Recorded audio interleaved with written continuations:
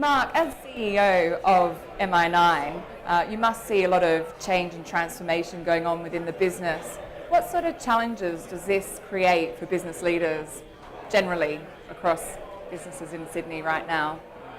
So the first thing is that the pace of change is incredible. And Yeah. so that's always been the case in digital, but there's been something in the last 3 or 4 years where it's almost the cumulative impact of that change. It's almost becoming structural. Businesses, in traditional media are now facing really existential issues for the first time. We focus on that by spending an incredible amount of time on culture, Yeah. trying to get our leaders to really speak with a leadership vision and talk about a compelling future that is going to sort of help people through the change process.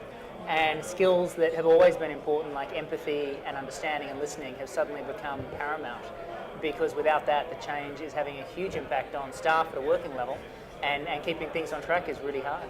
Yeah, absolutely. And besides giving them, I guess, the clear vision around what success is going to look like, what other sort of coping mechanisms do you give your senior managers?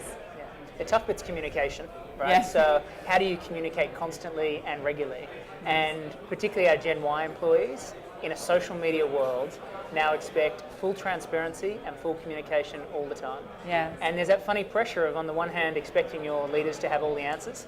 And the reality is that most of our leaders, including me, have very few of the answers, every single day. And so we spend a lot of time with our leaders on values like humility and vulnerability, and actually how you sit in front of a large group of people and say, I don't know, and still be okay with that. The good news, though, is that the leaders who do that well are incredibly inspiring for people, and people want to follow them and be a part of their team, and it works really effectively.